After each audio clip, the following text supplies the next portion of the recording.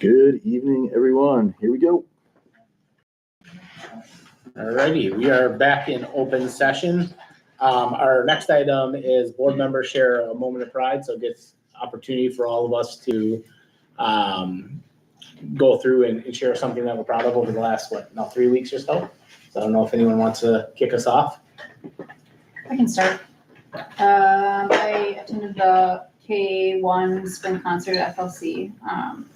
I think Catherine Aarons does a really nice job with kind of tying in some nice little touches that makes each concert there individually nice. So that was really fun to watch. And then I also went to the FLC multilingual night last Wednesday. They had like a taco truck and some games and a resource fair.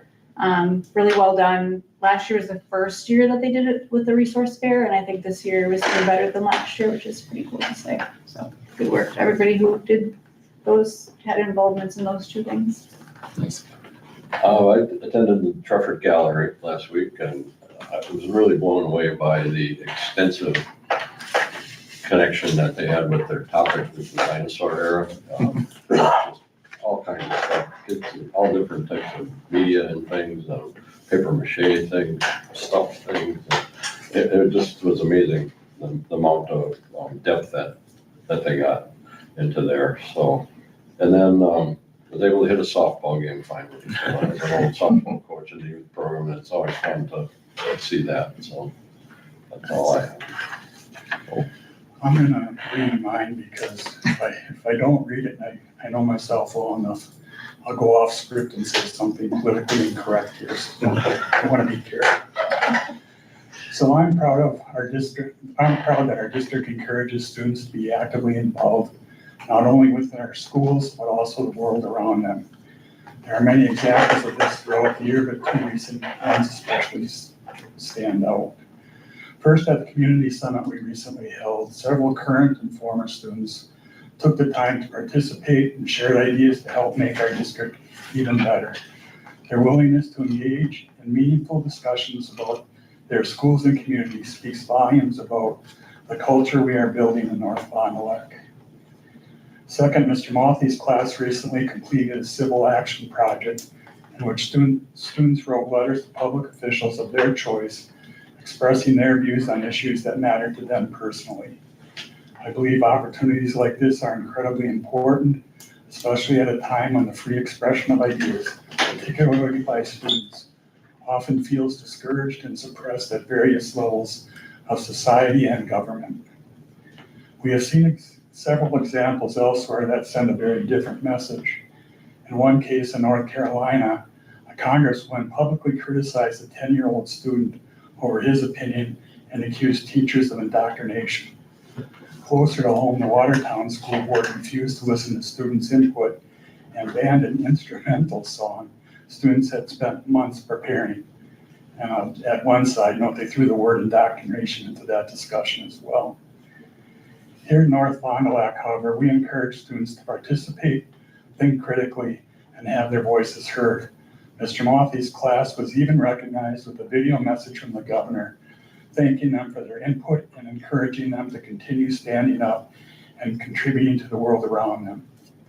I believe that preparing students to become active, informed, and engaged citizens is one of the central missions of public education, and I am proud of the work our district and our teachers are doing to support this mission every day.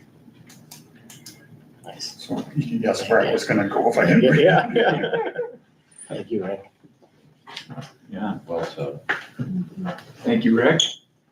I'll go next. It's tough to follow that up, Rick, but I did participate in one of the nights for the Fly Forward Summit, and I thought that was a really neat event and a lot of good feedback from the community in terms of, continuing to maybe find ways to get that type of input into, our hands on a regular basis. So I think that was really good. And I attended the conference track meet on Saturday. And while the team did a nice job shooting, in particular, Brooke Peterson, the senior, shot 50 out of 50, or her first 50 she hit. and ended up finishing with a really, really high score for girls. So it was, I shouldn't say for a girl, but in the girls division, to clarify that. But yeah, anyway, it was a really nice season for them, and everyone shot well.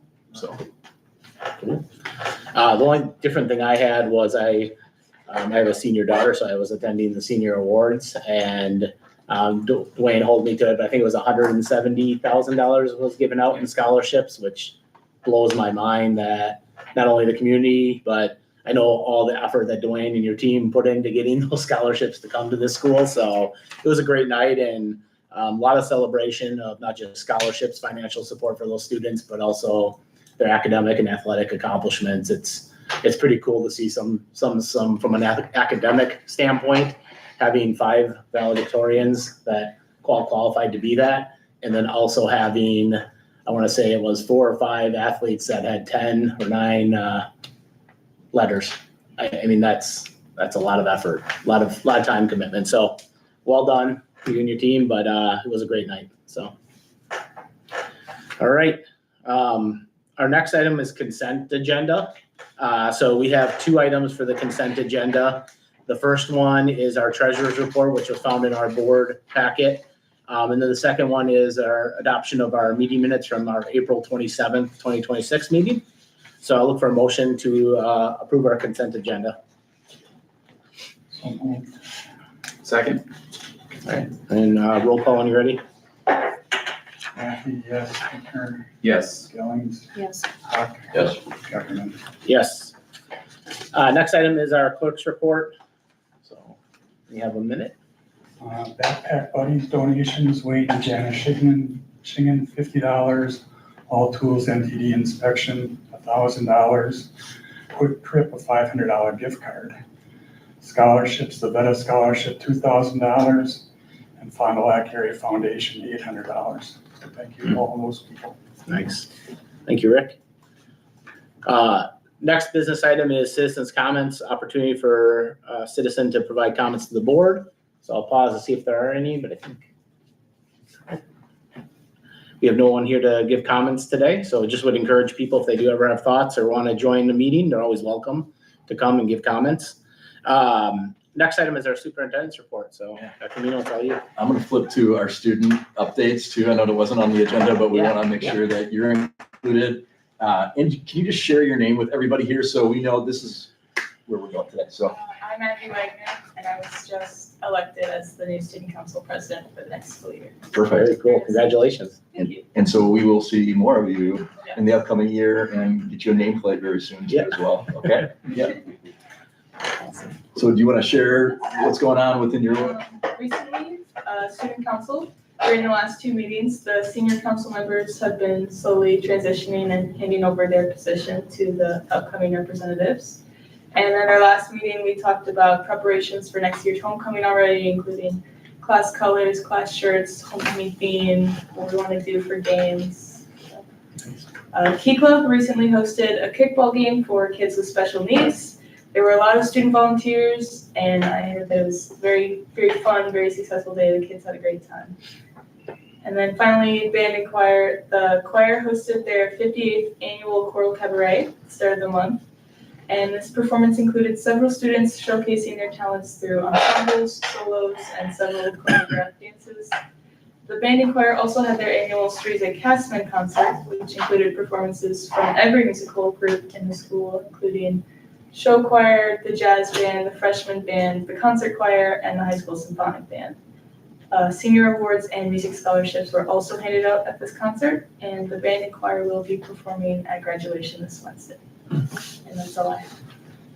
Abby, what organizations are you in addition to student council? I'm just curious. I'm in student council, I'm in NHS, I'm in Key Club, I'm in band and choir. I think that's it. You're not too busy. That keeps you busy. Yeah. Right. Yeah. Well, thanks for being here tonight. We look forward to working with you, obviously, in the upcoming school year too. Thank you. Great. Yeah, congratulations again. Thank you very much. I want to take a moment before we get into the actual framework of what we do, just to honor some individuals here this evening, or an individual, maybe another one. We have graduation coming up very shortly this week, 6:30 p.m. Wednesday night. Put in your calendars. Be there early to get a space, I'm guessing, right? It's right, Mr. Harkov. We wanted to take some time just to, as we do this annually, to recognize our salutatorians and valedictorians. And we've got one of our valedictorians here tonight with us. And so I want to give him some attention and also read off all the other names here first. But Ty, we're going to have you, speak for at least 25 minutes tonight. So before you leave, we'll keep you busy. We'll just have you say a few things in just a second, but salutatorian, I just want to recognize these folks, Nora Stefani, is it? Okay, good. And valedictorians, Austin Foyd, Lady Ovando, Alexander Score, Nuna Zhang, and last but not least, Ty Vanderpas. So let's hear for everybody first.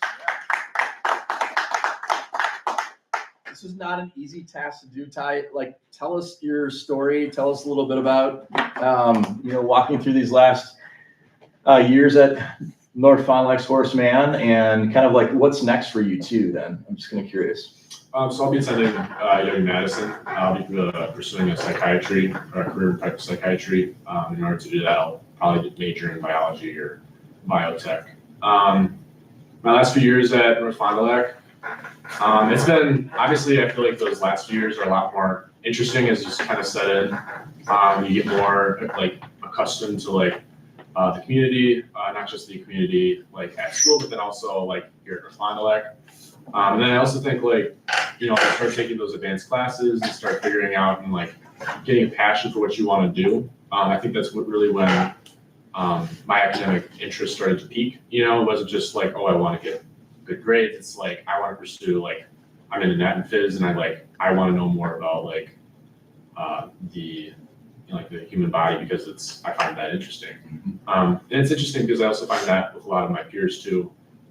It's interesting to see them start to branch off and like find things that they're all interested in and very good at. So yeah.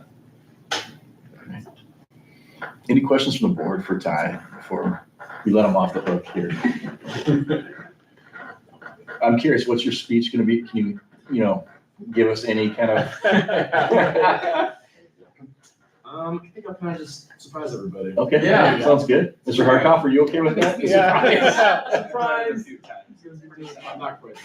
Pre-read?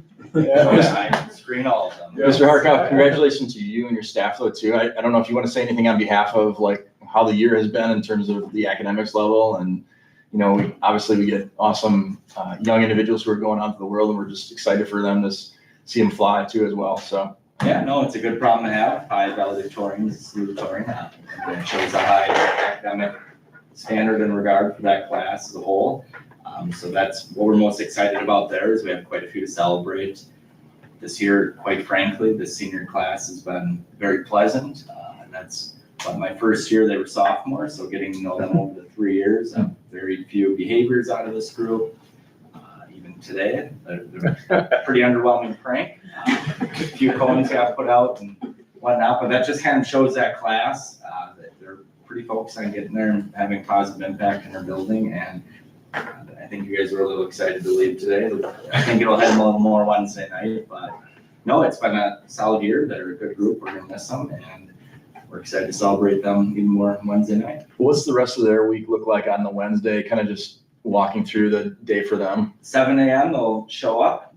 They will have their senior slideshow in the auditorium with our staff, so we'll spend the morning with them. After the slideshow, we'll go on, we eat breakfast as staff and the senior class in the commons. At that point, you guys will get your senior superlatives and things like that, where they all vote on each other. And then we will go into rehearsal, and I'm hoping this group can beat last year's. It took us 4 different times walking in and out of the gym. So I'm hopeful we can do them too. And then we'll walk over through BAMs. We do a little, walk through your history. So walk through BAMs. I know Treffert Way is going to meet up with us as well, because some of the students who are in exploration, and even from Treffert, this is really the first class for them as well as Horace Mann students. And then we wrap up here. We'll get back to the school hopefully by 10:30, and then they clear out and doors open for you guys at 5:30, and it's showtime. It's all about celebrating. 6:30 sharp. Get a seat. Great. like, Just want to say one more thing, Ty, too. Like, obviously, family's very important, and your mom's here too, backing you up. That's like really a big part of this too, and just obviously the gratitude for that too as you move forward through, because it takes a full group to make it all happen, and just appreciative of your mom too for all she gives back to the district too as well, and also bringing you here to this school district too to be part of it as well.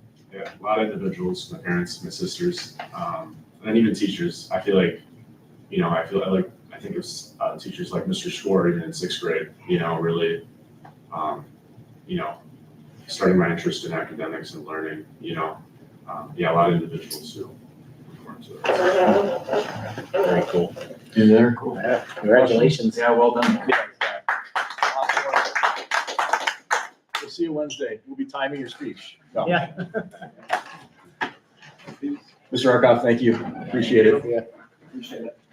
Okay, we're going right into our world. I guess, do you want to start with safety or do you want to go to special education? You choose, Mr. Rankin. We're gonna go special education first. Okay, sounds good. I will bring.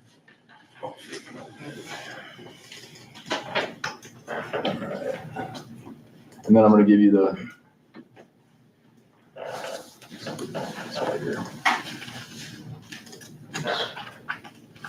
Zoom me. Yeah, you're gonna have to zoom that one for me. Thanks. Is that better? Yeah, that works. Perfect, yeah. Roll through them. Absolutely, yeah. So, good evening, everybody. Appreciate it. Just the opportunity. Wayne Thompson's here too. Here's our program support here in the district. She's gonna walk through a few slides as well, but just appreciate us letting us talk a little bit about special education and the world that we lived in this year. And it's May 18th. I don't know how we got there, but we're there. And we've had a lot of great things and we've had some challenges. We just want to kind of share our journey this year and just where we're heading, what we're doing moving forward. So real quickly, just kind of broke it off into a couple of ideas.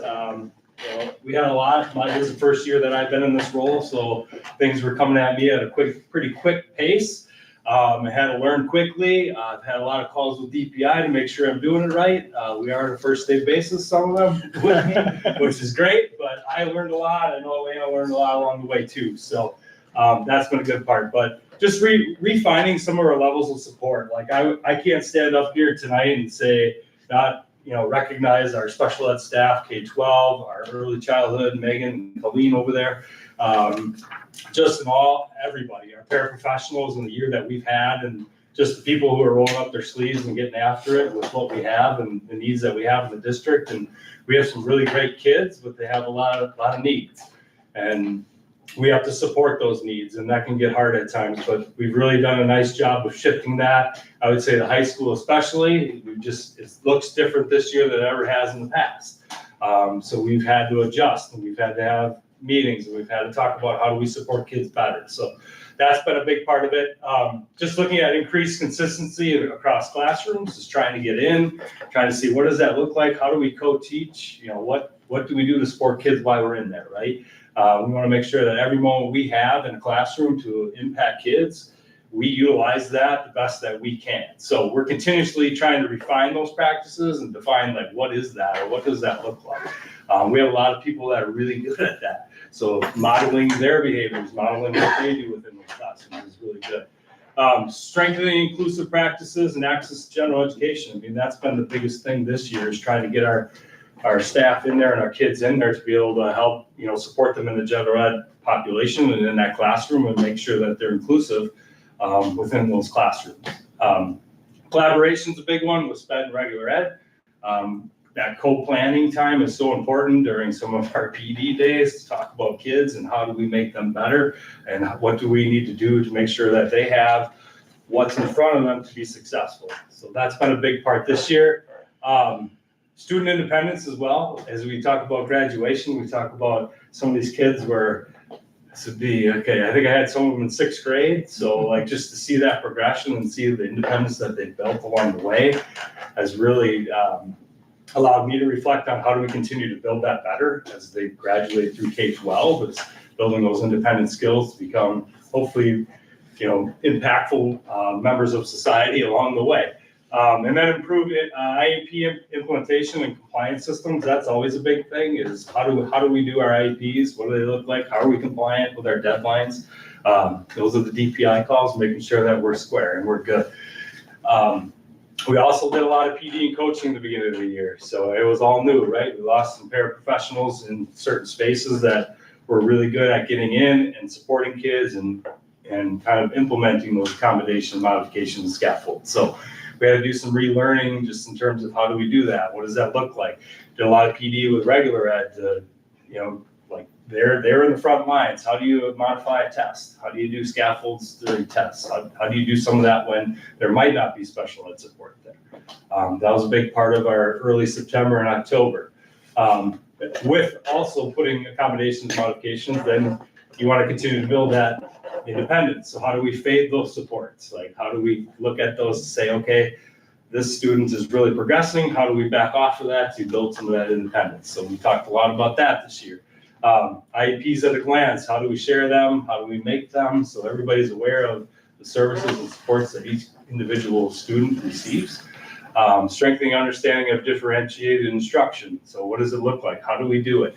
That was pretty heavy in the beginning of the year, and it slowly started. You could see when you're doing observations and it started to trickle in the right direction of people started saying, oh yeah, I got this. So that was a fun part to watch as it rolled out. We didn't know what it would look like too much in September, October, but here we are in May, and we feel good about that.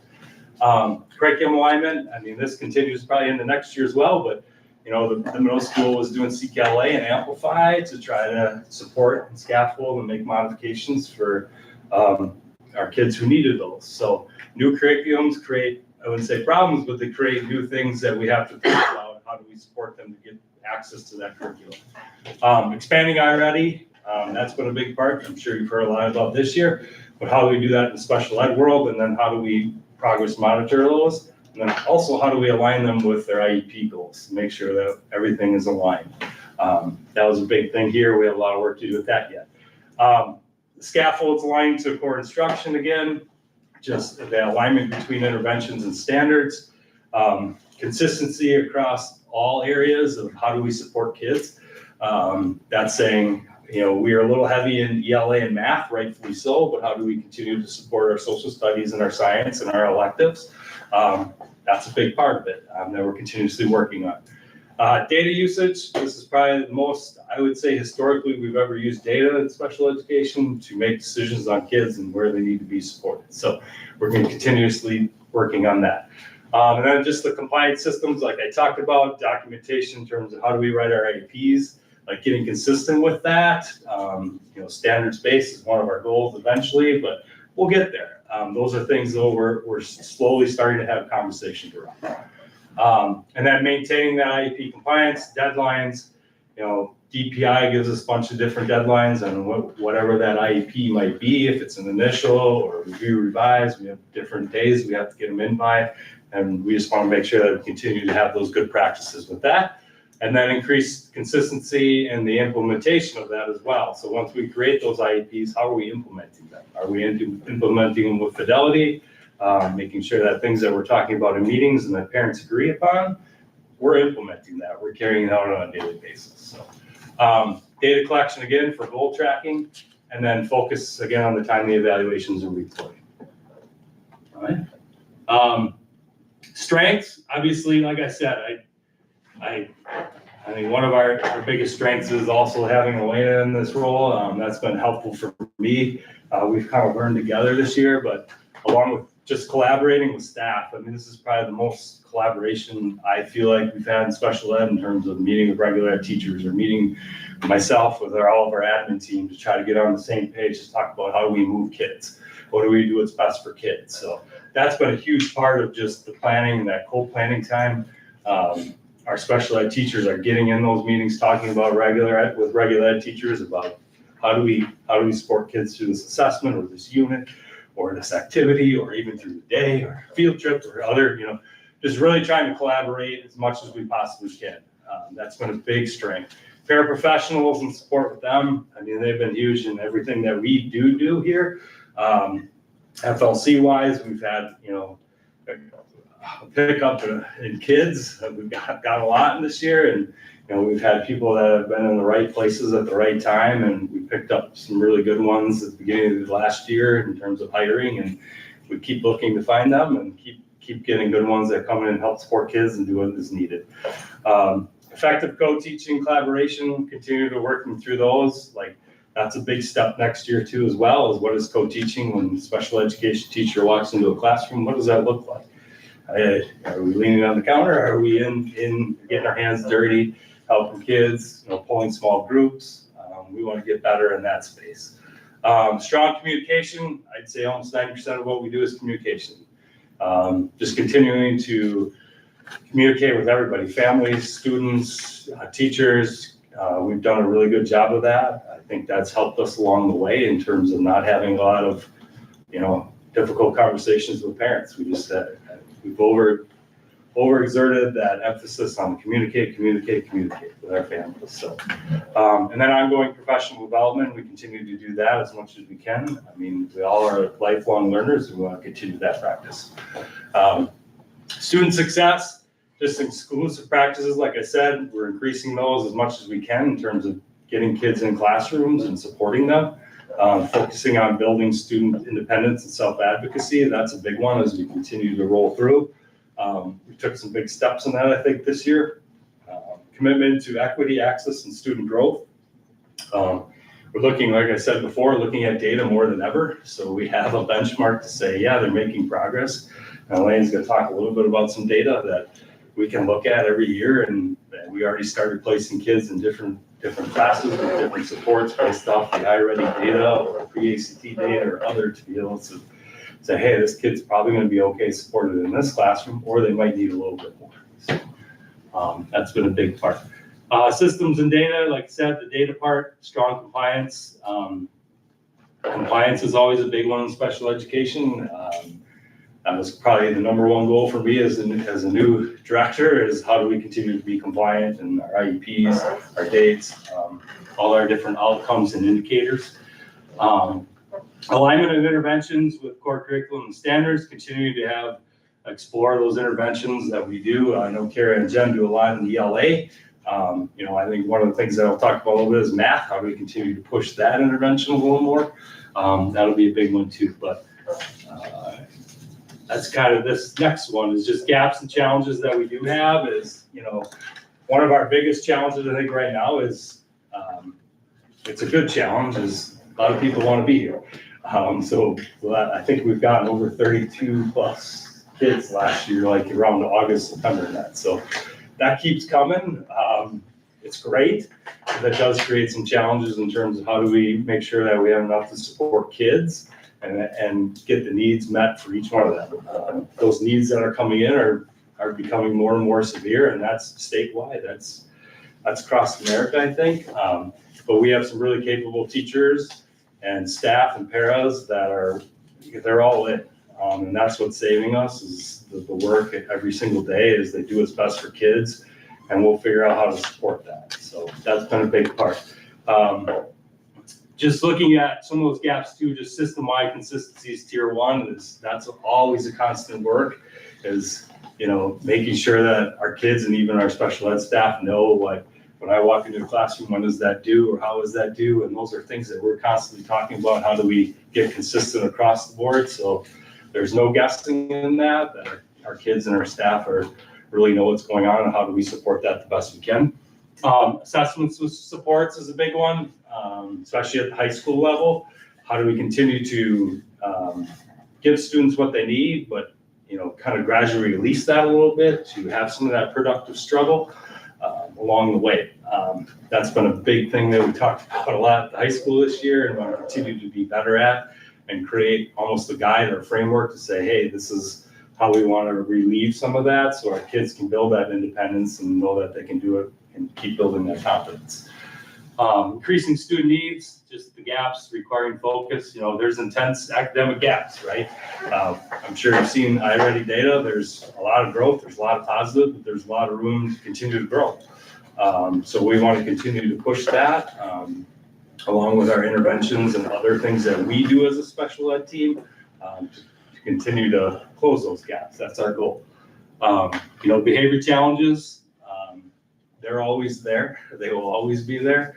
I think we have a well-equipped staff in terms of how do they deal with that, and just working with other admin and Elena too, and just talking about how do we best support those kids who are struggling with behaviors.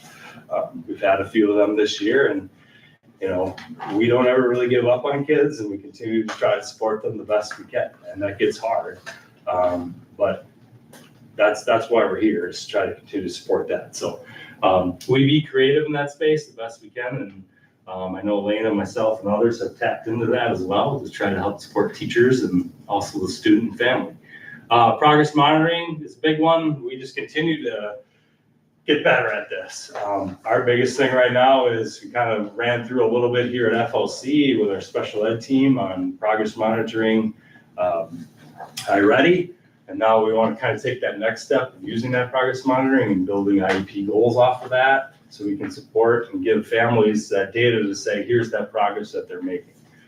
That tangible piece of evidence to say, this is where they were, to this is where they are now, I think is really important and something we need to continue to keep doing.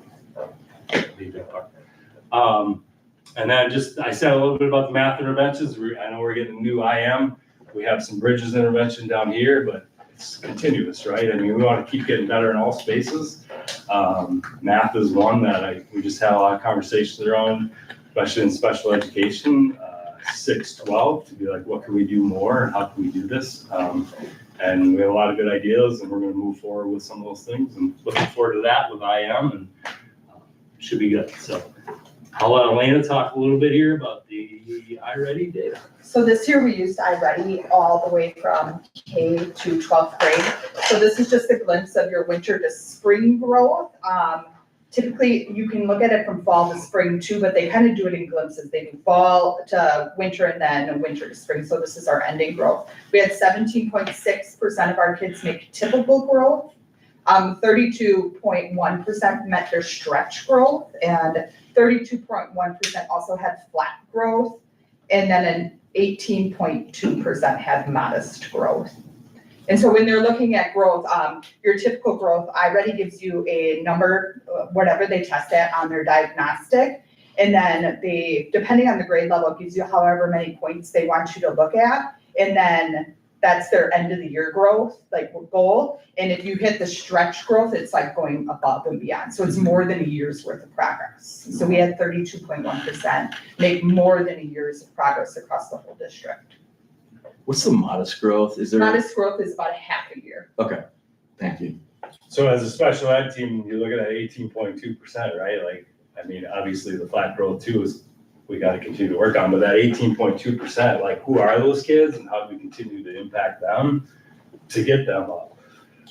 That's a big number. If we were to shift that over to the left side, I mean, that's good stuff right there. So as I said, we continue to look at data all the time. We make decisions on data. We are checking it all the time to see like what has been impact, how that impact is, and like this is a good start to this iReady data, and for special ed to be like, okay, here's our benchmark. How do we continue to move and shift to get better in that space? So, How many kids are in this program? in the iReady Or in special ed. and special ed all together, speech as well. Sure. I don't have that number on. Well, I think what Rick's asking is in this data. This is all the Oh, special ed this is just- students. okay. I'd have to look to get the actual number of kids, but it's a couple hundred kids. I don't have my computer on me, Yeah, but I can look it up for you. So is their growth, you were just saying they start with an official number, Yep, it's whatever the diagnostic is. So they take like a reading or a math diagnostic. right? Is their scale the same as the rest of the students, or is it a different scale? It's the same Same. scale. Same Yeah, so for kindergarten, they expect them to grow between like 46 to 60. So, and then if you go further on, like third grade is 30 to 44 points. So if you have a third grade student who tested in at say like a first grade level, they're still expected to get that 30 to 44 points, which is their grade level like goals. So. And maybe you'll get to this, but by building, I mean, obviously you see K5 versus 6-8 versus 9-12. Is that coming up in here, or is it I don't have it. We just did broken all. all together? I Okay, mean, yeah, we put it all together, like, I mean, we do have it separated, if you'd like that, we could absolutely accept that. I have it separated by grade level too. We just took the whole district as a whole. I'm just curious, based on the supports that are at each level and how we're shifting and making some changes, even maybe a little more so at the elementary versus the middle school and high school yet, to see what that difference could look, or would look like. Maybe there's not, and I'm just, but Yeah. we I can know share at those. the elementary levels, they've been like progress monitoring with Yes. iReady weekly, they've been picking their interventions. The middle school is dabbling in it a little more. High school is just a little different because they do ACT, pre-ACT, and not everyone uses iReady at the high school level. It's just our sped kids that we're testing in with iReady. So it's just a little different, the data is, Yeah, we can break that down, so. oh yeah, for sure. And then, And then we have our math too. We had 21.9 that had typical growth, 22.6 hit their stretch growth. We had 33 that had flat growth and 21.9 that had modest growth. so again, that modest growth, 21.9 that's a big group. Continue to look at that, I mean, that's also coming back to looking at K-5, 6, 8, 9, 12, like where all those kids fit in there, and then with the new curriculums as well, like I am, and then how does that impact that? Just iReady in general, continuously looking at other math interventions to try to supplement other things. I mean, iReady is amazing, it's done great for our kids. We just want to keep giving them more and give them the opportunity to increase this even more, so, yeah.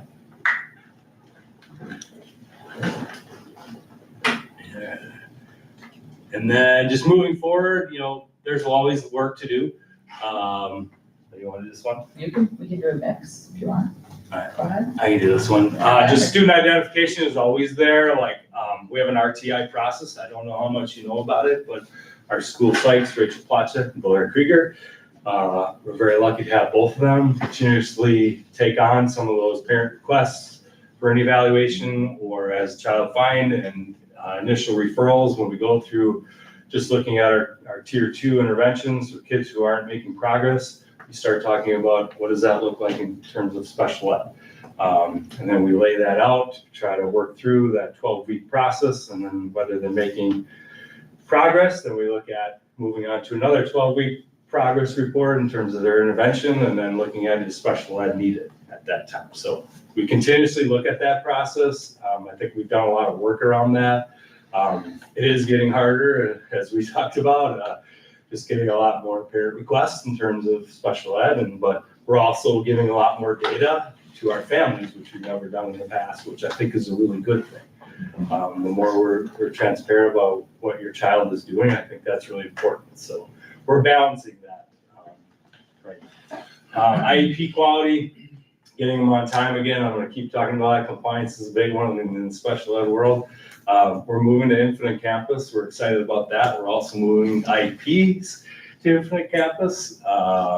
It's been a little bit of a year with SEEDS, our other IEP program. So we are excited about that, excited just for something new, have hopefully some training in August a little bit for our special ed staff to run through that, which will be good. Increasing just progress monitoring in general. We need to continue to move, kind of what we're doing here at FLC to the middle school, to the high school, and really dive into what our kids are doing and not doing, and keeping track of that so we can articulate that to our families and our parents at our meetings. Still being data-centered, standards-based goals, that's eventually a goal that we want to have. That'll be a big part of it. Academics, behavior sports, we have new curriculums across the board, supporting them, helping support teachers, coaching teachers with my perspectives, illustrative math as well. Continuously talking about behaviors, how do we help support behaviors in our buildings? Those are big discussions that we've had. Data digs and monitoring the data, and always doing workaround accommodations, modifications, scaffolds. Those are a big part of our world and how we support kids and give them access to classrooms. And then also with that, fading those supports when it's appropriate.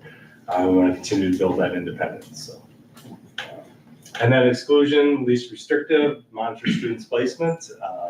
This time of the year, we do a lot of that where kids need to go based on data, based on how did they progress this year, where's the best place for them to be successful next year. We talked a lot about that in May. That's big May discussion. So improving those co-teaching models, that'll be a continuous work. We want to make sure we have the right supports in class and it looks right. And then building assessment supports along the way, especially in high school, continuously being able to have the right people either to read that test or have a modified test or be able to use no card or whatever that looks like in terms of that class, making sure we have that available. And then family engagement, obviously that's a big part of what we do is getting our families involved in the IEP process, communicating with our families, talking about, gathering parents for workshops and providing them with different information for like community events that they could be impacted by in terms of, I know Marion does some things, I know Appleton does a lot, Nina does a lot. We try to share a lot of the information with our parents to make sure that this is something that intrigues them, they can go and do. We'd like to start hosting some of our own eventually, just having our community here to be able to reap benefits of that. And then PTP is just that post-transitional. Just looking at that process, we're working with Jen Dumont, who's from CESA 5, in terms of looking at how do we continuously build these to get our families and our kids ready for 12th grade and beyond. So that's with interest surveys, looking at just some of our data. We are kind of rebuilding that process here to have some like checks along the way. Like in 8th grade, you're doing surveys, you're doing trying to figure out what are each kid's interests, and along the way there'll be different community opportunities or engagements to get you to the senior year. So then hopefully we can get you out if it's working through DVR services or other. So we've got a lot of work to do in that space, but it's on our radar. So, yeah, and this is just more or less key takeaways. Just we continuously try to listen to our staff, and it's been a good year. It's been a year of just myself, Elena a little bit too, I don't speak for you, of just sitting back sometimes and watching and observing and trying to figure out how do we best support our staff, our kids, our families. That's been a big part of it this year. I love every minute of this. It's been challenging, but it's good challenge. We have a good administrative team that is easy to work with. We're all kind of on that same motion and movement on how we're going to do this.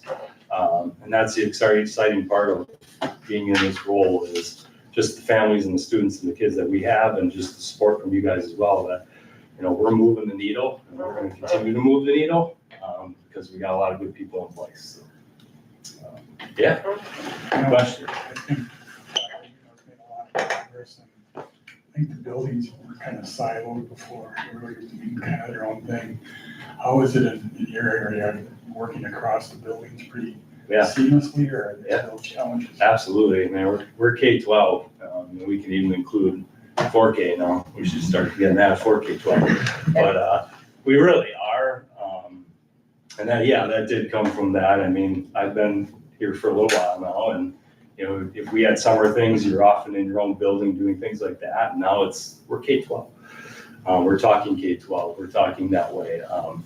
I can go into any building and have conversations, and I feel like people know what's going on here versus BAMS versus high school versus Trafford versus EC, and that's I've never seen before or heard before, where they know what curriculum's down here, how to implement it that way. We've even moved some of that curriculum that way to help support kids who might need that way. So that's been a big shift. It's been a really good shift. It's made our jobs easier.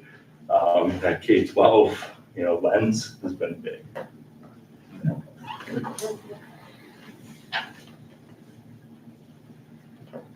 Okay. Exciting, thank you.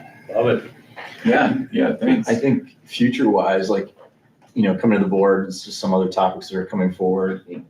Definitely the progress monitoring, getting into the data, showing those stats, showing what are, and you've got all these steps here. what does that action really look like for that special education teacher at each one of those levels, right? Like, how are you making the significant changes to increase those numbers as best we can within our control?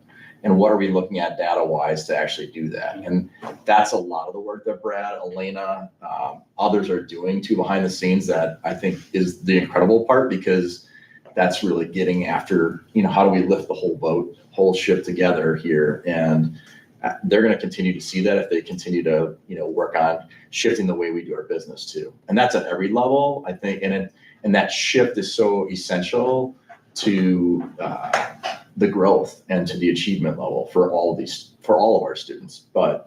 And that's reteaching, relearning, unlearning what we have, and then learning a new thing again. And so there's a lot of that coaching, working, communication, as Brad is sharing it, but there's so much going on, but in a good way, that I'm looking forward to see what, the future holds too with all those things. But it's aligned to go in that right direction. I think the curriculum tools also help though too with that K-12, Rick, because I don't want to say forcing, but it's like keeping that same philosophy all the way through as well. And it gives them at least a model to work off of. Whereas in the past it was, okay, we have something or maybe nothing, and how do we make this work, especially for individuals who are not in those content areas as much, and really how to teach the class versus what do we do here now, right?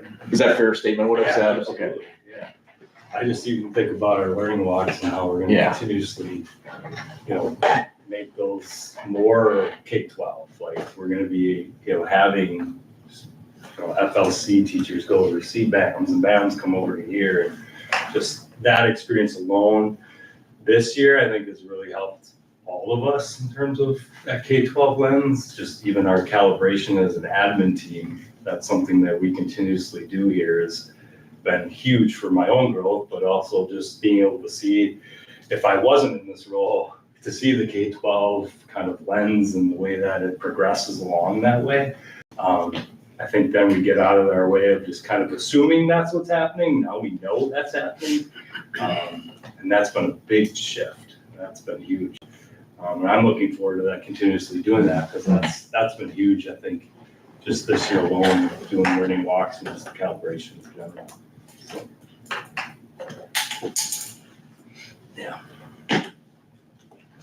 Good. Thank you. All right. Brett, thank you very Appreciate much. your time. Yeah, I'll flip you to the other. Sorry, it's on a. All right. Elena, thank you too very much. All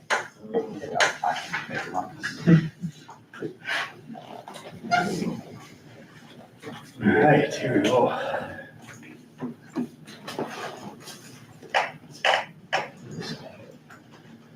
There you go. All right. Put a different hat on here. Safety. We've done a lot of work. Dr. Milo asked me to just come in. Willie Frog is here too. He's part of the team. Hopefully going to take on a little more load of the safety team. But just wanted to talk a little bit, fill you in on the year and what it really looked like from our safety lens and just the work that we've done. And we've come a long way. There's a lot of good feels, I guess, this year in terms of what we've done, and just kind of want to share that journey right about now. Why did we implement this? Well, I think I tried last year implementing this a little bit.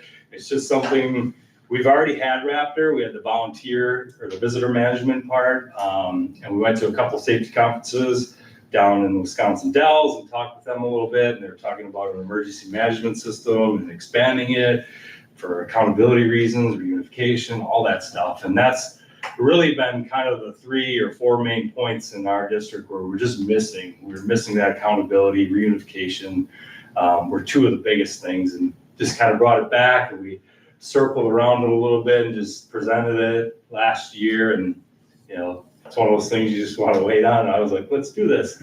But it started to gain some national traction as well. And it's talked in a lot of different podcasts, Safe for Sound Schools. And we're able to go with it. I think it was about October-ish, somewhere in there. So thrilled. and we're able to go with this. So that's kind of where the journey starts is we got the okay to go with it. And then we went through September was kind of just the kickoff. So we had administrators in on meetings. Tim Ty is the representative of Raptor, who's really amazing and has really helped us get through where we are today. In September, we just kind of had that quick admin, just, hey, this is what it is, low level type of meeting to walk through like all the different steps that we need to do. October, we brought admin together again, talk about drill manager. Our drill manager is, so every fire drill, tornado drill, active threat drill, medical holds, we're able to log them or go through this drill manager, which helps us with that accountability piece to make sure that we have accounted for all of our kids and staff. And that was obviously one of the biggest things that we needed to fill. In December then, we walked through that with all staff at our December PD. We got everybody logged in. There is a web-based one and also a app. So every teacher has the app currently on their phone. They also have access to it on the web as well if they needed to have that. But in December, that's what we really looked at, is getting everybody logged in, making sure they had all their information in there, it was right. And then just kind of playing around with it to make sure that it was set up somewhat close to it. We had to do a lot of the legwork in terms of rooms, logging all the rooms in every building to make sure that if I'm in this room, you could, and something would happen, you could pull it up on that app and you'd know exactly where you are. So we had to do some work there, but it was good. And then we're still obviously ongoing. This is a process that will continue to have to be coached and just empowered for people to do, because it is a lot, but it's a great system. Just the emergency management system, you've heard me talk about this before. That's kind of what it looks like on our app. The active threat, medical hold, regular medical, get in, stay in, evacuation, and then shelter. And then also team assist. So the only one on there that actually calls 911 is the active threat, which we've had to test, I think, 3 times now. It's a pretty interesting feature that goes directly to dispatch, Fauquier County Dispatch.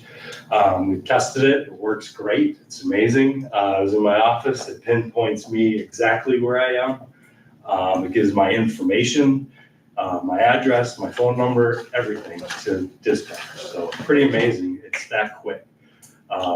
Brad, can you just share like a couple of conversations you had with officials when you were doing this and walking through it? I think that's really important. It validates it even more than. Yeah, we've had some county meetings.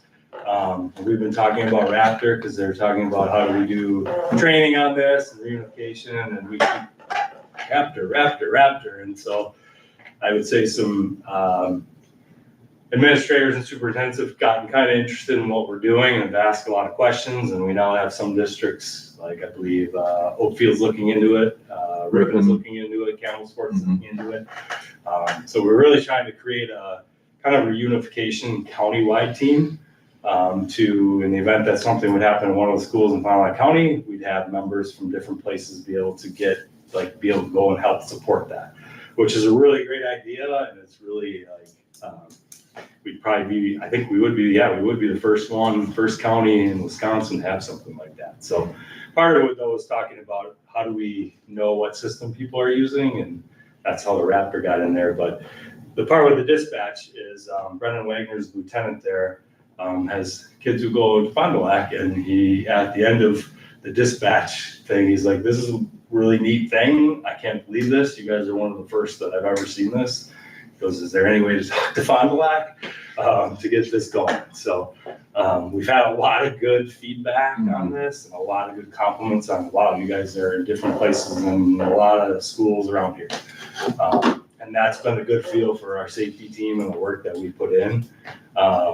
We have a lot of work to do yet. Safety never rests. It just doesn't anymore. We have a system though right now that we can lean in on and continue to get better with. And that's the most important part. So Brad, when you do the training, right? And it's a drill more or less, like you hit the active threat and it goes to the dispatch. Yep. Like, what do they get? How does that come in on their So end? they have rapid SOS, it's called, that's their system. So what they will get is an automatic, we have what's called the silent 911 on there. So the event that you are by, let's say, the active threat, you don't want to be like Making the noise, it Yeah. does create a foghorn, which can be loud. So this also has the luxury to have silent 911, so it just goes across the dispatch, it comes up, it pinpoints your exact latitude and longitude where you are. Oh. So like when I did it, I was in my office, my exact latitude and longitude was me pretty much sitting in that room Wow. immediately. So the neat part of that is to get it out as we continue to talk to Pete, Burgos, and then Sean is, if you have that in the car, that's 4 or 5 seconds that they're here before they even get that call. So that's the most impressive part about the system is if you can continue to communicate this or get it out there like that, like even before they get dispatch, if there's somebody right here, they're gonna be here really, really quick. And it's gonna pinpoint in their car exactly where that came from. Sure. Okay. That's the coolest part about it, like when you see it, Yeah. when you see it go through, 4 or 5 seconds is a big deal in an event like that. So that's the part that like is pretty impressive. When you get to see it on that end where it comes through dispatch, like, yep, there it is, there you are. Wow. Like, yeah, a lot of cool features on it, so. Yeah, we just continue to do active threat responses. Like I said, that's the only one that does 911. The other ones, continuously, you can hit them, and we can do them, and that's the accountability piece, because that's why we want this. This is like our past tornado drills. Like, we want to make sure every kid is accounted for. Like, where are they? Every staff accounted for. Visitors, are they accounted for? That's a big part of it.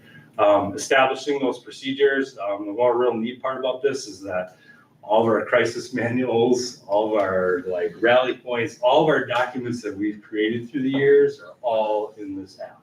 It's like at the bottom right corner. And any staff at any time can pull that up. If they're like, hey, I forgot, I don't know where I need to go, or whose number, there's phone numbers in there. Like it's pretty accessible, pretty sweet. Probably easier to update than a binder, right? Yeah, Just to do it. Just to do it. But that's the other part too, is binders are still binders. You still need Yeah. binders, right? Yeah. You know how internet wise, just, you never Yeah. know what you're gonna have pop up, and you just want to be prepared. The binders, that's the hardest part, is keeping up with class lists. Yeah. That change a lot. Yeah. That's the hardest part about those. But, and then just at a house alignment, we continue to look at that, how do we respond, and making sure that we have those Alice protocols in there. So, it's me or you? All right. Staff training readiness, we continue to do this. This is ongoing. We've had a couple schools, FLC, and one in particular that has tried it during the fire drill. This year is really working out the kinks, so to speak, to be like, what are some things, like some people were getting a foghorn at certain times where they'd get just an email or text, or we had a couple internet things. Like, it's all things we need to work through, because in the event we have an event take place, it's not going to be perfect. So that's part of it too, is pushing back a little on staff, like, well, you don't necessarily aren't going to be, trying to identify yourself in the moment. It might be 2 or 3 hours later that you actually get on here to say, I'm okay, nobody's hurt. That's all part of the training. We've gone through a lot of different levels. It's pretty wild on the other end too. Like, as an administrator, you get who has medical needs. I'm trying to think now. Who's injured? Who's injured, accounted for, and you can click on there and you'll get a list of who those kids are, to be able to walk through that. Our emergency response teams, or our paramedics, are ecstatic about this, because they know like who those kids would be or where they would be in the event that something would happen like that. They would have access to this as well. So pretty sweet. That's the continuous movement here, and the continuous training is, next year we'll continue to do more training and really make it live with students. I think our staff's trained pretty well with it. They're getting comfortable with being able to account for themselves and their location. Now, how do you do this with, 20 to 25 kids? And that'll be next steps next year, is to continuously do that around that. So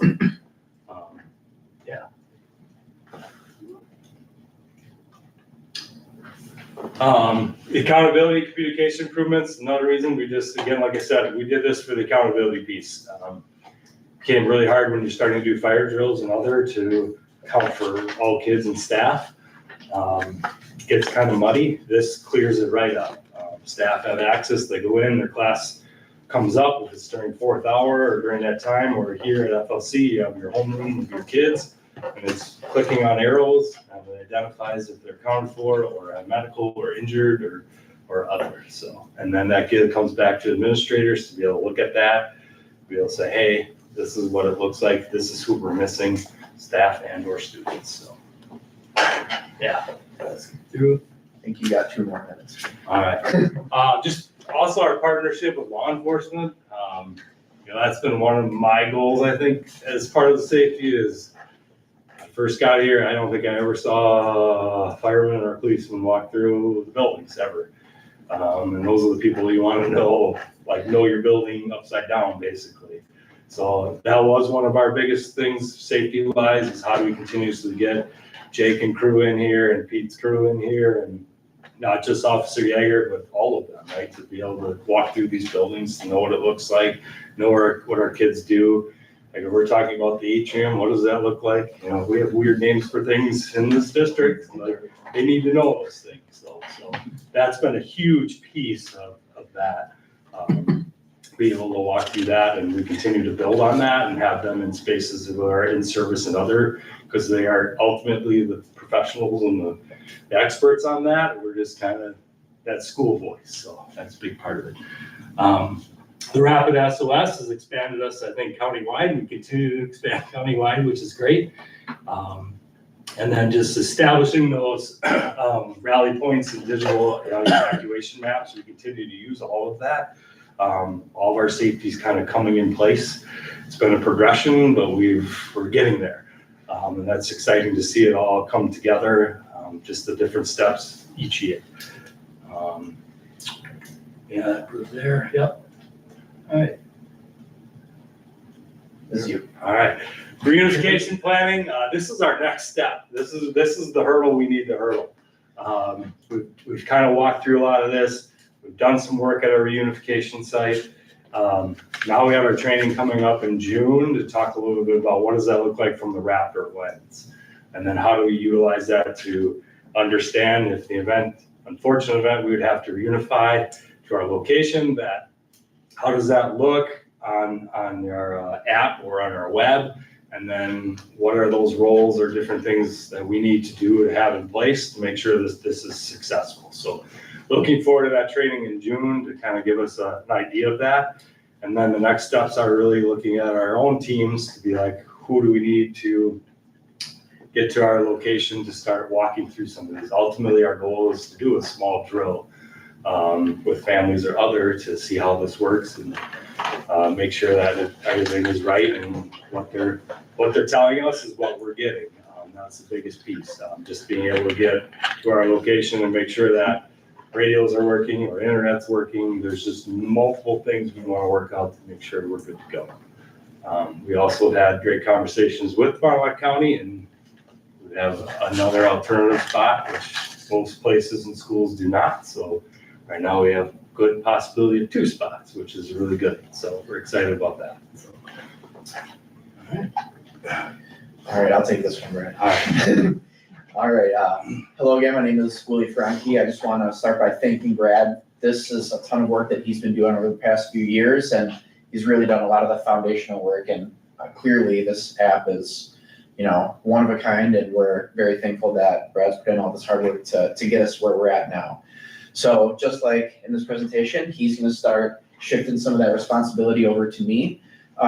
And this is where we're at and where we want to go. So the district impact we have right now, all schools are using this, FLC, BAMS, Horace Mann, and Trefford. We meet a couple times a year. We've met 4 times this year as a safety team. We have representatives from each building that are coming together and just digging more into this and bringing up things from our drills that we've seen or from all the research that we've done. And we're just really refining this process here.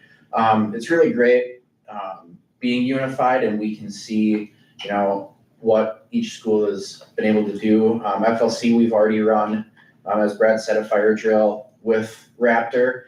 We got some really great feedback from staff. One thing in particular, sometimes kind of back to the special ed lens, we have students that are pulled into small groups, whether it's an ML group or a reading intervention group, and then a fire drill goes off and those kids are not with their typical gen ed teachers, but now an adult has to account for them. This system, through its communication portal, you can account for students that are not on your roster. It's pretty easy to do. A couple of clicks and you can search the teacher and you can search their roster and account for somebody who's not even rostered to you. So just the flexibility of this app and how we can communicate with kids that aren't even ours, quote unquote, or on our roster in the class has just been phenomenal. So training teachers up on how to do that is a little more of the process that we're still working through, but that was great feedback that we got from the drill that we did at FLC, and we're gonna continue to do into next year. You want to scroll on to the next one? Yeah. All right, yeah, just to wrap this up, next steps. Again, we're just gonna continue to refine our skills just by drilling it. I think the only way to get better at something is to continually practice it, gather feedback, and then continue to build and build and build. One thing that I'm gonna do is I'm gonna have to, take some screenshots of what each screen looks like and then share out some communication to staff, like here's how you find the directories that you can search the staff, so that you can search the student and account for them. It's really a lot of back channel work that I'm gonna do on the back end to help, communicate that to our staff. Compliance monitoring, that's every year. Brad has shared with me that we have to submit all of our drills to who? Office of School Safety. Office of School Safety. Thanks, Brad. And then this, I think we can, have all of our drills timed and completed right on this app, and we can send that right off to them. So we're gonna just have total accountability on our end, and be in compliance there. Team training, as Brad said, in June, we're gonna do some more team training there. But then also working at individual building teams. How do we get our FLC staff trained up at BAMS and Horseman and Trepper Way as well? And then the last part is just with that reunification training, there's 3 different roles there's greeters, there's runners, and there's reunifiers. Who do we figure out are gonna fit those roles if event would happen? How are we prepared prior to everybody knowing their role and being ready for that? Yeah, did I miss anything, Brad? Oh, I think that's it. That's been So- the journey. We just had a drill in the past week, right? I think 'cause I saw some emails about it. How did that go relative to, years past, where we didn't have the system? I'm trying to think what drill that was. I don't know, I feel like I saw, I think I got it was it. last week, we were getting emails about the Raptor drill going on. Was that the one that you were doing? Oh, yeah, that was the test. Okay. So that was the test that we had to do with dispatch. So Oh, we've been working okay. with dispatch to make sure that we are testing the system. So that That'd be our wasn't, 3rd test, just to make sure, in the event that we hit that, that's what it is. So, yeah, if you have that app, you might get a flock over that 715. No, I mean, just in general, the drills have been, it does take some time for staff to learn, but it's quick. sure, And that's what we've learned very fast, is we've rolled this out slow enough for staff to be able to kind of hopefully, absorb it and play with it and feel good about it before we get kids in front of them, because we know in the event something's happening, you're not always going to be thinking right. You're not always going to be there. So we really want to continue to build some of that muscle memory of, hey, when this happens, I need to go here. I need to click here, my location, and really walk through my status, and we're going to keep hitting that until we get that. The one we've had with kids though is the FLC fire drill. FLC. Yep, we did have one. And even during that one, I still encourage teachers to bring out the binders, as Brad said, just for, that double accountability. You're still going through it, your checklist, you're holding up the green. And then what I'm gonna try to tell the teachers is make sure all your kids are accounted for first, as far as getting them out of the building, make sure everybody's safe. Then go back into Raptor. And like Brad said earlier, you may be doing this, 15 minutes later, 20 minutes later, and accounting for everybody on the app. Just making sure everybody's safe first, then go to that app, because I don't want you walking out on your phone, Right. going through a fire drill, and you're trying to account for kids, but you're not lined up yet and in a safe place. So encouraging teachers, get out of the building in a safe, calm fashion, go line up, take your attendance, and then go back into the app, and that's kind of like your final checkpoint is marking kids accountable or missing or injured or absent. I think they both made this point as well, though, in addition to that, is that the efficiency of this, you program all those drills in ahead of time. So you can program drills in for the whole year. Mhm. And those drills will then go off on those times that you're programming them for. And like they said, we're stepping away from paper. Yeah. And all this we can ship it right down or CSV file it right to the state a lot cleaner than ever before. And everything's recorded. So like the time it takes, everything, you see it, accountability, all there. And it's all live too. Like I was watching it on my feed, and I can watch accounting for that percentage just grow and grow and grow live during the drill. So it was really cool. Brad was up there with me, and we were both watching it like just happen. It was pretty cool to see. It even goes through do not disturb on your phone, according to Officer Yeager, who's trying to sleep, so. Let's get through. My favorite though is when we've had staff who are not even in the building on that day for sick or whatever. They're putting in their accountability. You're like, okay, here, I'm here. We're here. So, yeah, but Safe. just saying I'm not in the building, I'm. And that's one of the greatest features too. I mean, we could talk about this all night, but you guys got other things to do. But like the Google part of this is where you think about Fayette and they're out doing adventure and they're out biking or other, that they can drop a pin exactly where they are in the community to know that that's where they are. They're way over by, the gas station, the BP by the highway, and they're just gonna stay there, but we're all accounted for. Yeah. So like that feature goes beyond just the buildings. It's all over. It'll even differentiate between students who are missing versus absent. Like if they're not at school that day, they're homesick, they're absent. If they were here but you don't know where they are, you can mark them as missing. So it'll even differentiate there too, and then you can get really specific about where students are.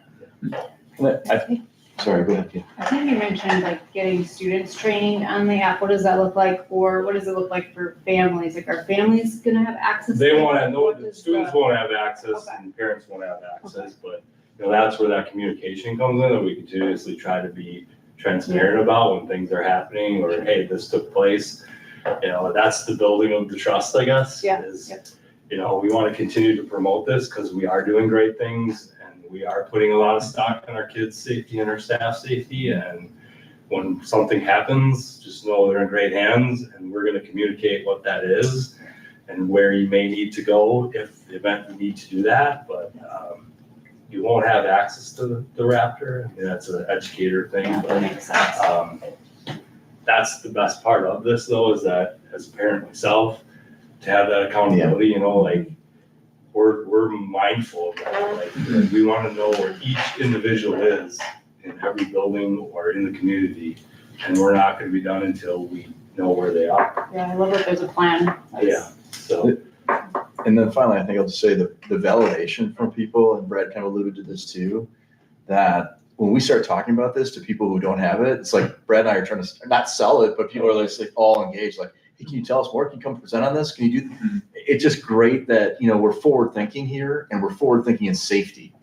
And I think we found something that's really, really valuable on the whole scale to make this all work. And it's exciting. And again, as Brad indicated, now the county wants in on the whole works, and hey, can you hook us up with getting a presenter from Raptor to come in? So it's neat to see that, because when other people are talking about it, it feels like us 5 years ago, right? And it's to see the decisions that Brad, Willie, other safety team members have made to get us to where we're at right now, I feel really confident in where we're at. Obviously, safety is always changing, but we're finding the right spots to hit, to make sure that we're doing the best we can do to keep our kids as safe as possible. I mean, our families and communities said it best in the summit. I mean, safety's right there. Yeah. Yeah. I think we all unfortunately have to think about that. I'm just proud of where we are as a team and the work that we've done to get to this point. We're not home yet. We got a lot of work to do, but we're getting there. And like Matt said, other districts are starting to peek through and be like, what are you guys doing over there? Which is really fun. It's good. So, I think that safety team has done a great job, and to see the enthusiasm on a project that you hope you'll never use. Right. It's Right. for you guys to stay this upbeat, positive, and pushing it through. It's a great job. Yeah, appreciate that. It's every day, we want everybody to go home safe. That's the mentality. How do we do that? So stuff like this and having a room full of 20-some people on our safety team that are engaged every time we do this and feel the same way. And I think all of our staff do. And just, the response that we get district-wide is, yeah, we're doing great things and they feel safe. And our kids are telling us that in our surveys. That's important too, not just going through the motions, but it is having an impact on our community and our schools. So that's huge. All right. All right. Thank you both, guys. Thank you so much. Thank you. All right, let's wrap up the superintendent's report here. I've got one more thing to share with y'all, and that is the summit takeaways. Let me grab this. There we go. Loaded back in there. Perfect. Great. Just get my screen up. So basically what I did is Natalie Rosas, first off, big plug for her, like taking all the data from both the nights, from all the chart paper to you name it, got it all in on like Excel or like spreadsheets in Google. And then what we were able to start doing is, summarizing and analyzing that data based on that work. And again, AI is a great, powerful tool if you know exactly what to prompt it with. And basically, in a lot of cases, like on those spreadsheets in Google and with Gemini, you can say, I need to summarize and analyze the following data or put these into these categories, and it does it for you really quickly. And it's accurate because I check back and forth between the two. And again, the speed of it, the summary, all those things are pretty amazing. So this is just, again, an overview. I still have work to do before we package this and send it out, but it gives you a little bit of a census of like the whole experience from the summit itself. And so I'm just going to walk you through this. So these were the big pluses and deltas from every night we asked people. But before that, we had 2 nights, and this has been shared before. This was a couple of weeks ago, over 100 or close to 100 stakeholders at each. And just for the public to hear this too, we had, it wasn't just educators. We had business owners, we had clergy, we had, local law enforcement, we had village leadership. I mean, you name it, there were a lot of people. We put every single individual, we had assigned seating so we could get multiple perspectives as much as possible so that we didn't have echo chambers at the tables that people were at. There were actually multiple stories sharing their perspective, their narrative back. Rick said one of the most important ones was our students, them being at the table, sharing what from their perspective of what this all looked like. But in that regards, like in terms of pluses and deltas, when we looked at this, and I shared this a little bit from night 2, but the mixed diverse seating was a huge thing that came up in terms of a positive, the highly collaborative, student staff involvement, that was there.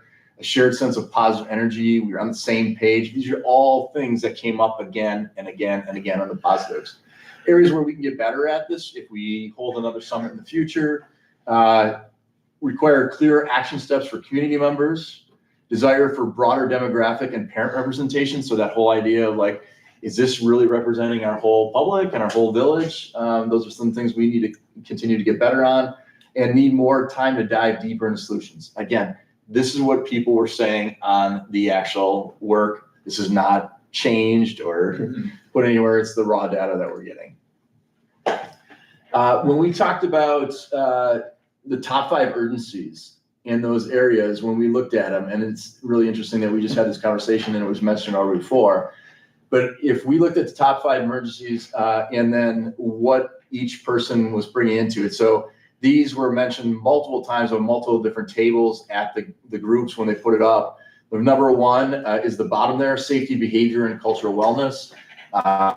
Had mental health, staff wellness, student wellness, discipline expectations, safety in general was really the biggest urgency from the people in the room that they felt was most important. The second most important was academic achievement, the literacy math, exploring where we're at. Financial and funding happened to be the third most. Community and partnerships has came up, quite a few times with 8 mentions, establishing clear and unified school community relationships. And then finally, the one that hit the top there as the lowest number was staffing and retention, meaning retaining and recruiting individuals who want to be Orioles, the best people we can have. So that was the makeup of the actual top 5 urgencies that people came up with at that time. This was when we asked for the vision statement activity, where we asked, like, what are today's kindergartners look like in 2038? Number 1, overcoming financial restrictions and the radical fiscal stewardship and community trust. Number 2, the connected culture where students, parents, and staff share unified expectations. And then that whole academic outcome in terms of achieving excellence and really hitting academic success are the 3 big factors that by 2038, that's what we want to see within our work, but also a community partnership that really brings us all together from that, and how we can create a student workforce that's ready for that, graduate as lifelong learners moving forward. If we look at the portrait of the graduate results, this is the columns that you get for skills. Let's kind of get up here because it's a little bit easier. Self-management was one of the biggest pieces, and you heard that quite a bit of time, like just time management, how people are doing that, and students, do they have those skill sets yet? Communication, number 2, do they have interpersonal public speaking skills? Can they talk to another individual in a conversation really well? Number 3, the cognitive area, like problem solving, critical thinking, you name it, to really start solution finding within their works that they're doing. And then foundational literacy. If you don't have literacy and you don't have that reading math skills, it's going to be really difficult to get anything else. And AI was actually thrown in there too, in terms of that skill set within. That was self-serving though. Yeah, exactly. The AI, generated on its own. And then these are the attributes below. The number 1 was adaptability, meaning being flexible, nimble, being able to pivot really quickly and then change up when they needed to. Resilience and grit, overcoming difficult challenges and not just giving up. And as I think they've said it before and before again, is the bathroom to nowhere. Like, I get frustrated, so I walk right off the job. Integrity and ethics, honesty, accountability, another huge player. And then finally, I thought this was really important, obviously, as well, as the empathy, kindness, and compassion to understand each other's stories when we can really be successful. So this information, and just a side note too, I shared this data with the DPI. The DPI actually had a summit, or not a summit, but like a hearing, because they're looking for what would make the portion of the graduate for the state, and started putting a template together of what they're hearing again and again. So at that hearing, we did like some different activities, but I had all this data and I said, hey, this is what my community said. And I handed it over and they're like, oh, okay, thanks. And I shared, but this is the kind of stuff that it's not just a North Fond du Lac thing that we're doing this. It's the community in general, because they want the whole child represented when they walk across that stage, not just a GPA, not just, whether or not you're in honors or whatnot. It's like, are we actually making these things happen so that when our students go out into the whatever world or opportunity they go into, they're prepared and they've got those ideal skills and attributes that will, allow them to move forward. So what we're trying to do too is like, okay, so given that we have a strategic plan, and those are the strategic plans in the middle there, and not necessarily the KPIs, but the buckets for each one of them, as we all know. The community voice, you can see here, strong academic achievement and literacy skills, so that relates right with academics and learning. The financial stability and funding, financial operations, obviously, safety and wellness, safe and healthy emotional schools, and empathy and partnerships. But what they've given us then is that right to continue to work in these areas and pockets. And I just mentioned a few of the district responses in those areas. Like, obviously, you've heard about iReady tonight quite a bit, and how that diagnostic is really helping us elevate our students' achievement. That is just one factor that we're working on towards that, obviously. The financial, our bond rating's been really pretty good. We're actually starting to bump up our fund balance, which is a great thing too for our district future-wise, and a few other things that are going on within that really well. And then that safety and wellness, we just heard if you just listen to it for 5 minutes, like that Raptor, even having that part. But in addition, just the hardened infrastructure, we also have that SEL level of like, I have a trusted adult at the school where I can go to that teacher. We have over 90% right now, just as looking at the spring data, of students saying that I've got someone there that I can go to if I need help or assistance. And then finally, the empathy, partnerships, and unity, that communications engagement, the whole cultural playbook, those belief systems all align with everything we're talking about, from attributes to skills to the specific ways that we can reach out and continue to bridge our world with the world outside of North Fond du Lac's school district. This is just another thing it kind of set up. I was kind of interesting the way they AI threw this up on the dash with the documents that we gave. So the physical safety outside the parameter, like showing like, okay, we've got infrastructure. We've been doing some different things, from overhauling our infrastructure, like our last remodel, putting all those different doors, safety doors set up for BAMs and other areas, safety complexes within our district too, just to continue to get better at that. I mean, we're redoing surveillance cameras this summer, like putting more emphasis in that. And then you get into more of the stuff we were just talking about in terms of the Raptor and using more effective technology to make sure that we're in a safer spot. And then you have the cultural safety too, as well, as I was just talking about, the trusted adult. Over 90% feel like they have a strong sense of belonging in our schools, and our behavior and incident data at that high school level has gone down drastically in the last 4 years, which is super essential. And this just gives you a little overview of the picture of that. The academic shift, again, this is just showing the people like what has happened even in the given last year, that the narrative just hasn't been there yet for people to understand yet. But that was from fall to winter. These are the stats, and I just threw them up here too, as well, as far as reading. That 77% growth for literacy, 66% growth for math, which is amazing within that frame as well. And then you see what our actual numbers are as a district. Economically disadvantaged, 51.6%, low socioeconomic, 33.2% students of color. And then students with disabilities, you asked about how many, 17% of 1,500. I mean, it's an essential amount. I would even say it's closer to that 20% now with what we've got. And again, another reason for the surplus to help special education funding throughout the state.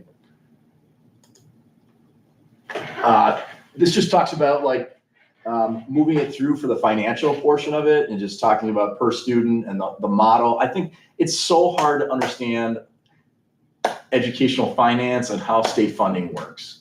And I mean, we could sit down for hours upon hours to show people what that is, but it's really difficult to like really unlock that. I hope that through the Oriole Academy, the one thing that we're gonna be doing is showing a financial date and really walking through that with 30 people who wanna come listen.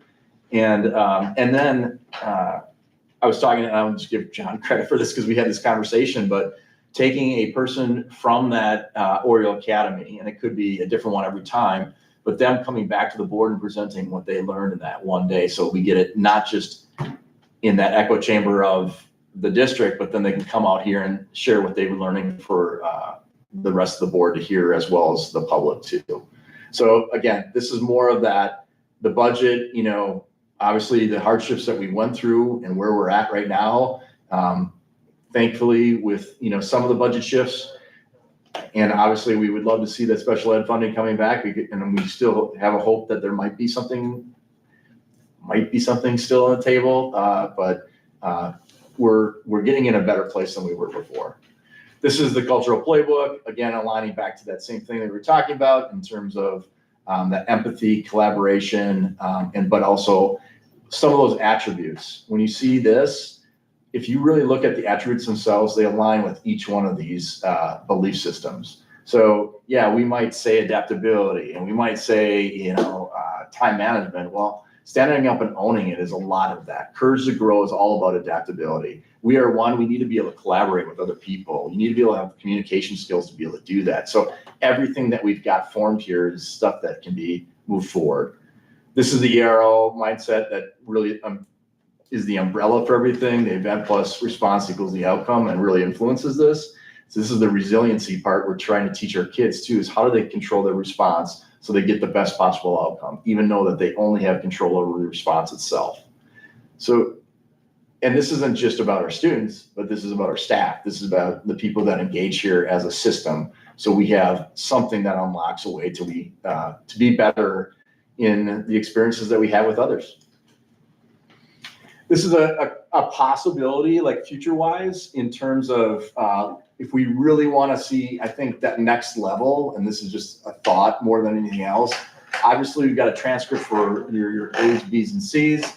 One of the things too that we need to look at is like, okay, so what are those career and life skills and how are they doing at them? Because an A, B, and C does not tell you what kind of person that person is or how resilient that person is. It is a grade, it is a quantified number, and that's what it is. There are ways to start delineating, saying, okay, so if we have a specific attribute or skill that we want them to learn and there's specific, proficiency scales for that, we can determine that and then place those kind of things on a transcript for our students at some point. So when an admissions looks at that, or a workplace, or like, okay, this kid's got time management down. He's never had anything late. He's always put stuff right away through. He knows how to handle stuff. He's a good communicator. This is the kind of person I want. Versus you're guessing right now. Yeah. That kid's 4.0 GPA. Well, your 2.5 could be way better at communication than that 4.0 and could be able to do a lot more differently on that other level. You can't not tell just from the number. So this way it gives more visibility for our community to see that in our post-high school opportunities for our kids. And this is like a 2 to 3 year out, but we're starting to establish that because I think it starts at that elementary level, then you go to the middle school, and then you get to the high school to get this. I can't remember, Trefford we talked about this a while back. They had a name for that transcript. I don't remember what it was called. They call a playbook, the transcript itself. So and they have certain standards based on that within that playbook that they use. And they mark that on where their students are at within those areas. We had that presentation from Ed last year, just on that social emotional level and like where they're getting to be in a well place when they get to the actual learning. I mean, that has a lot to do with that mindset and understanding where they're at in that frame. So these are just a couple of the actions, moving forward. There's, quite a few things on this like quick timeline. We got a lot of people that we affect every single day with what we do. Obviously, we're going to continue iReady and some of the other academic roles that we're making happen. It'd be great to finalize a K-12 career life skill rubric at some point in the very near future, and then maintain the fiscal responsibility and discipline that we can have for that emergency fund if need be. On the bottom is kind of like a rollout of specific things, attend future, we're asking people, the community's actions, engage, be at the board meetings, come to share outs, be part of that. The next one, partner local business, integrate with school workforce readiness programs, which we are doing, but I think we can enhance that. I'd really like to start a business advisory team at the high school where we bring in, other businesses from the area and envision. I've talked back and forth about that and making that happen. And I think we can get some alumni too who are part of that, so they're more invested in the actual work and really try to create gifts of value for our teaching staff, for our students, and connecting them to those experiences outside of our walls. Continue to teach that playbook language and understand what that culture is based upon the system we've already created. Share a white paper. I shared this already in terms of the summary of what we've got from this information. Obviously, there's more details than this. I want to set out a newsletter semester-wide, just saying, okay, here's where we're at in the beginning of the year, here's where we're at the end, and lay out something so people can get understanding what that is, just to give. And if we send that out to all, the village and our area versus just our families, I think we can get a better understanding and give some people points on where we're at in some of those specific areas. I'd like to, at some point before next school year starts, talk about this communication a little bit more. I'd like to figure out a way to do it more than once a semester. And talk about how we hit different audiences. I mean, a newsletter is great, but how do we get to everybody? Just listening to Aiden talk the other night, I mean, if ever you could see a video of him giving that talk that he gave, that was pretty powerful. So how do we get, we've got the YouTube thing where their channel already, where, yep. I I mean, how do we reach different segments of the district that we're not reaching right now through Facebook or just a once a semester newsletter? Sure. So I'd like to have a discussion about how we can do that and be more effective. Because we have a good story to tell, we're just not, outside of the families, I don't think we're doing a good job of communicating to everybody in the district right now.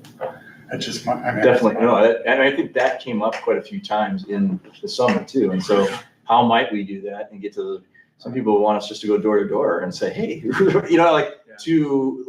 without a paper, a real paper where we can actually have that whole page. It's difficult for people to even understand where that's at if they're not on Facebook, if they're not on Instagram, if they're not. But you also have to hit that population too of the alumni who, within the last 5 years, that's their source, right? And then I share the Oriole Academy there too, as far as like a deeper dive into that. And I really like that idea, that connection back to the board and sharing out what's happening there from their perspective to show that narrative. Because it's really easy for us to come out and say this, this, and this. It's awesome to hear another person's perspective based upon the narrative they read to share with other people. And that's where we establish more of that trust, that relationship along the board. Questions that anybody has on this as of now? It's kind of interesting to see how, in particular, when we went back to like the one with the pillars, because that was the night I was there, and like that really summarized, a lot of that feedback pretty well. When, we went through the exercise of trying to, define the top 3 attributes and skills that we're looking for in a graduate. And I think that did a really good job of capturing it. I've got graphs too that will include in like the white paper, so you can see the red, blue, green, every one of them, how many people had said those things, because we accounted for everything, right? So anything that you mentioned or wrote down on a piece of paper, we've got that whole list there too, so you can see every single one of those components as well. What I like about it too is it kind of grouped some similar concepts, right? Because in some cases you were saying the same thing but using a different word, right? And this kind of really captured that. And then the other thing that I think is kind of neat too is to see on I think it was maybe the next slide, that it is really reinforcing, the things that we're already identifying as strategic to the district, right? So what does that tell us? A, we're on the right path. B, maybe it is that communication piece, Exactly. right? I mean, like you're saying, there's a good story here. Yeah. How do we make that happen? Mm-hmm. And it might require like a marketer, to say, come on in here, write our story up, because I only have so much skill and I can use things like this, but it just to share that in a really good place, that might be something that we want to think about too. A lot of schools do have their own person who does that for them. But I think we take this information and say, how do we share the story better with everybody else? Cool. Thoughts on any of this? More to come. Obviously, I got to get this out to, more folks. I'm going to retweak this quite a bit, but just give it base and then show the white paper too, so that people have an understanding of what this is. Just probably break it off in chunks, because we hear this a lot. Yeah. But if I'm a parent that's not, or a community member, and I'm going to see all this information, I'm going to be like, it's probably a lot. Overwhelmed. Well, you know what I mean? And that's where I kind of want to just leave it at, like, here's what the summit did. Here's what the summit was. And then we can start slowly showing those other facets of what that is, because if you put it all out there at once, it's too much. Again, you all have a pretty good awareness of that. Yeah. That's like a fire hose hit in the face, at once. And I agree with both Jacob and Rick. Like, what I think the biggest thing, you could hear it when we were at the summit, I think, but when you see it here, when it's summarized, there's nothing on here that isn't a focus already. So like, how do we, and I think we throw it back to the community on how do we communicate this? Because I don't think putting it on Facebook, I don't think a newsletter, that's part of it. But I think the biggest power is in people talking about it, sharing that story, and more people in kind of that tumbleweed right? And getting people invested in like what those outcomes are or those responses are. So I don't know, really gets you to think. And yet it still gives you, it's great because we now can champion this stuff because everything that they're saying is stuff we're already working towards, right? And we've got action steps towards, and it's like, that makes it even more so. Hey, we listen to you. We're right in that same vein with you. This is where we're gonna go. And that's the beauty of the work too. Yeah, I'd suggest starting right away after all the iReady and the next best stuff's developed and showing this great step, like kind of on a trail of the Fond du Lac newsletter. Yeah. Had all their increases in there.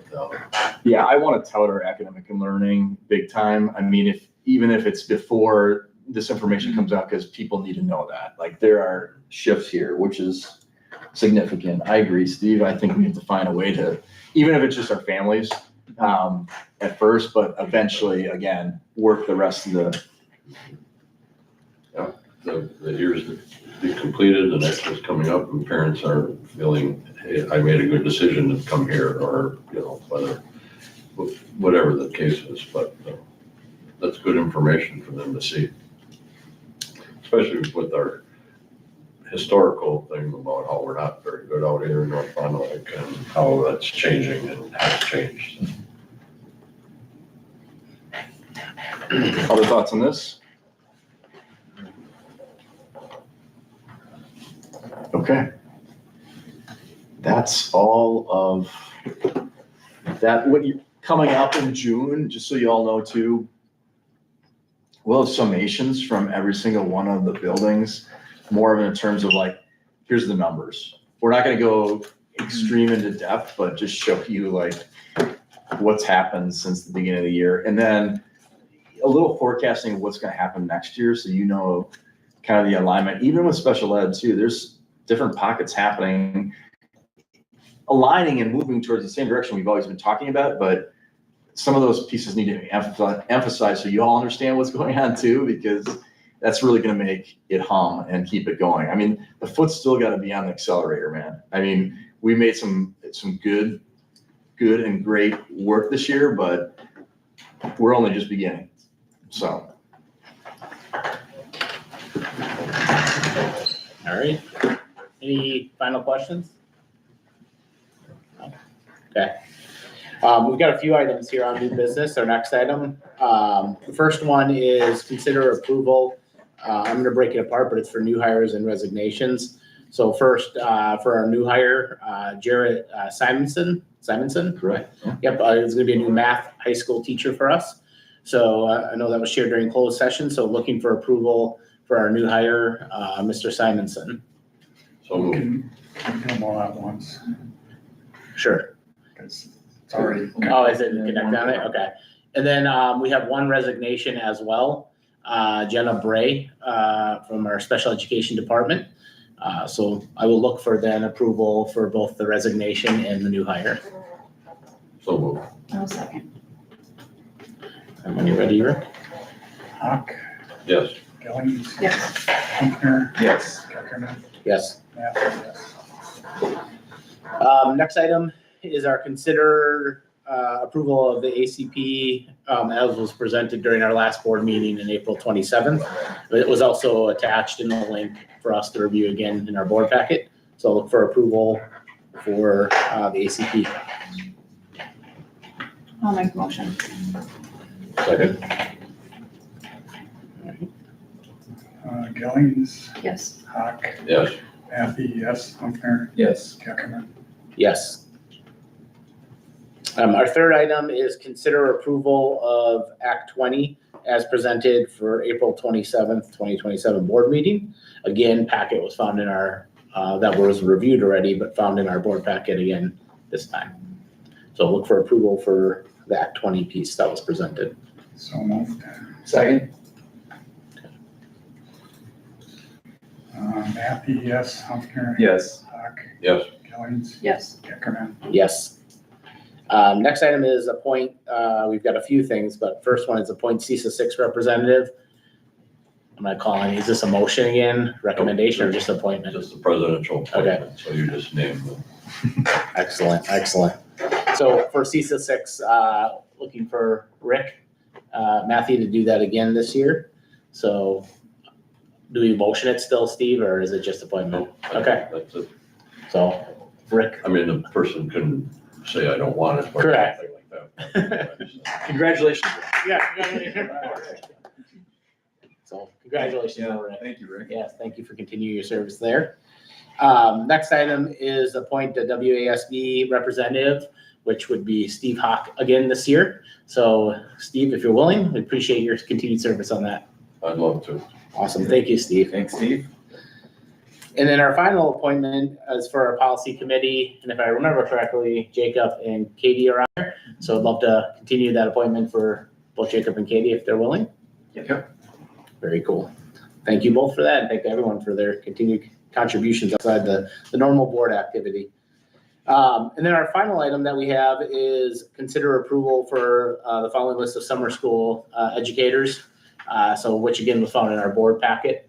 So just look for approval or a motion and a second on that list of summer school. Just so people know too, this is a little bit different, obviously, than last year. We've got 2 weeks at the elementary level, which is fantastic, in June.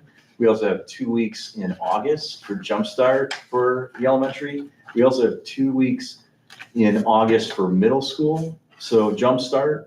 And then high school will continue with its credit recovery components that they've always been doing. So we've expanded a little bit. We're actually getting some involvement at the middle school level in that way. So again, just so you all know that there is some work and regeneration of some of this to make it work for our families too as well. Thank you. Got it. Well, I'll make the motion. I'll second. When you're ready, then, Rick. Humpner, Yes. Gellings, Yes. Happy, yes, Hawk, Yes. Checkerman. Yes. All right, that is our final item in new business. So I will call for a meeting adjourned at 8:04 PM today on May 18th. So thank you, everyone. Great.